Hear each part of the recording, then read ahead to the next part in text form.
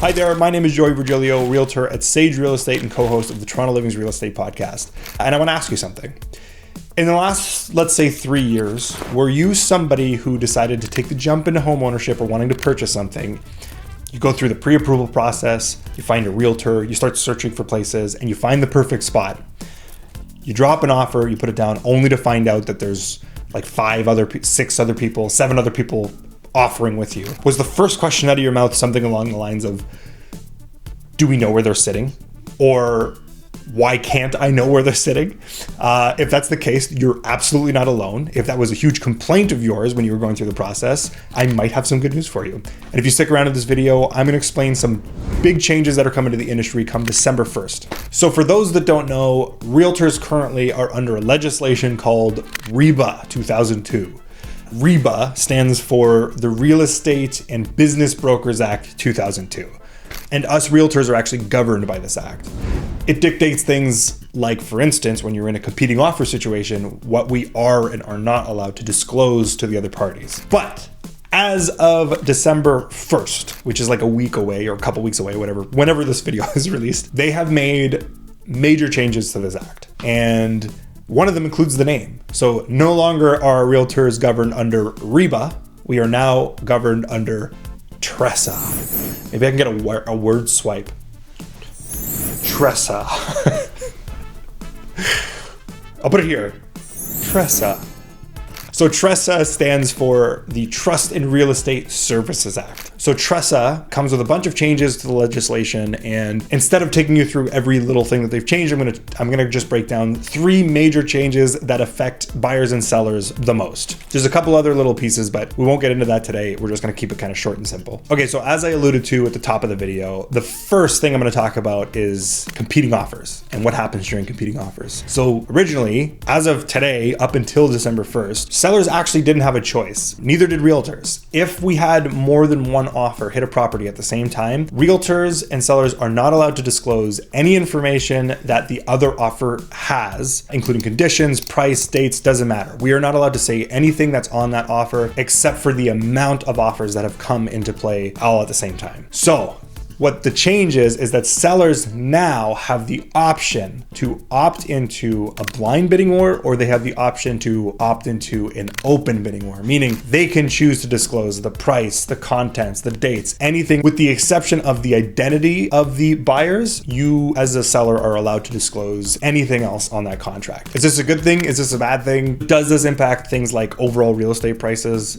Personally, I don't think so, but I guess time will tell. We'll see what happens. I am all in favor of more transparency with these things and also more choice to the owners. So I think this is a good change. I think it's necessary. I'll give you one caveat. Sellers are allowed to choose whether they want to do blind bidding or open bidding, but they also have the right to change their mind at any point in the process. They can change their mind and they can change it back. It doesn't really matter. They can lead everybody up to believing it's going to be a blind bid until the second offer hits and then switch it on the fly. Whether it's a good thing or a bad thing, this is a part of the rule set and worth mentioning, I think.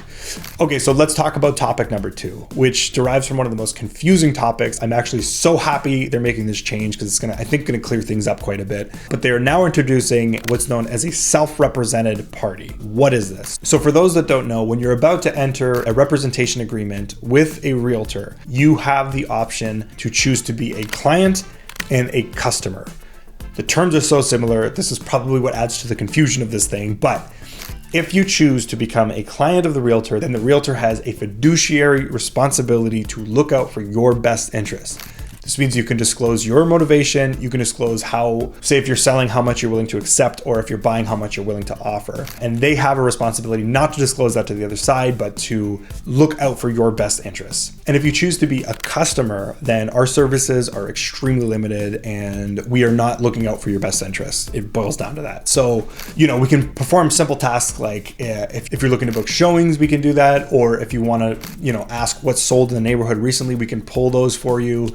But when it comes to advice, that's where we draw the line. And once again, we aren't looking out for your best interest in that sense. We're just performing services for you. So why would anybody want to choose to be a customer over a client? You're 100% right. 99.9% of the time, you're going to opt to be a client over a customer. There's very few circumstances where that's the right choice. That being said, customers are officially no longer a thing, and now you can opt to be a self-represented party. Truthfully, I think the main part of this change is just to avoid the confusion that was the conversation between are you a client or are you a customer? Now it is blatantly clear that if you decide to choose to not be a client, then you are self-represented. There's one little logistic I'll bring up just to kind of clarify as a realtor and how a realtor would work is if you opted to be a customer from now to December 1st, I guess, then we would be allowed to perform services for you, but we wouldn't be representing you. Now, if you opt to be a self-represented party, that no longer is a thing. The only way we're allowed to provide services to you directly as a self-represented party is if it indirectly or directly impacts our client. So if I have a listing and you want to see that listing and you want to view it, I can open the door to that listing because it benefits my clients directly. That's where the line gets drawn. So it is basically a very clear indicator that if you opt to be a self-represented party, it's exactly how it sounds. You are opting to not get represented by a realtor, period. You are working on your own. Okay, so the last change we're going to talk about, and what I also think is a really necessary change, is what's known as designated representation. So in order to explain this, I have to explain what multiple representation is. For those that don't know, multiple representation is when a brokerage represents more than one party in the same transaction. That's the simplest way I can describe it. So the easiest example is I'm a listing agent. I've listed a property. I also have a buyer. That buyer likes the property I'm listing. That buyer decides to put an offer on that property and I double in the deal. This is officially known as multiple representation because I represent both clients, meaning I look out for both of my clients' best interests. Therefore, there's a certain set of rules that get changed once that becomes a thing. What changes? Once multiple representation becomes a thing, I have to explain to both my buyer and my seller that it is a multiple representation situation. So I am no longer to give key pieces of advice to both parties. I can't disclose motivation. I can't disclose price. I can't disclose anything. I just present. I have become officially a facilitator of conversation between one party and the next without advising in any direction. Every party has to be on board before this is a thing, but this is a part of what multiple representation is. Now, when somebody signs a representation agreement with a realtor, a lot of people don't know this, but what happens is you don't sign just with that realtor. You actually sign with the entire brokerage, including all of its agents. So another example of multiple representation is if two agents in the same brokerage represent two different parties in that transaction, they actually are a part of multiple representation.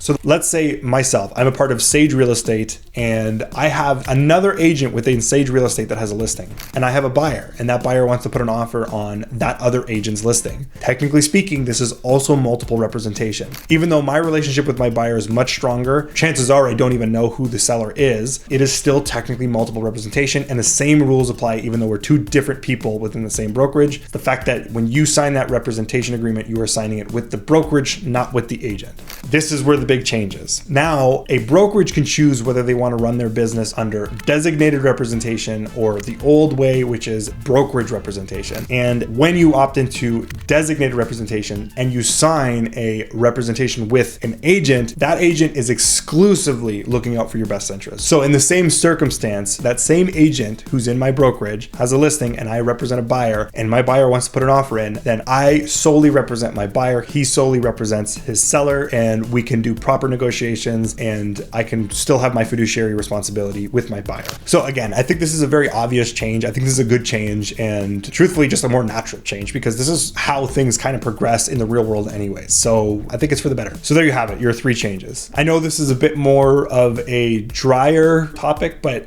they are big changes and necessary to share because it's coming really quick. December 1st is real close. So I thought it was worth mentioning.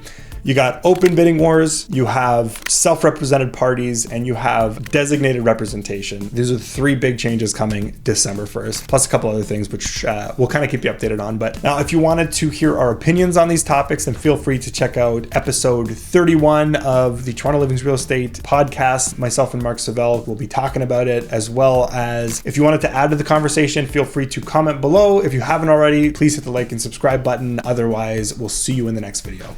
Thanks.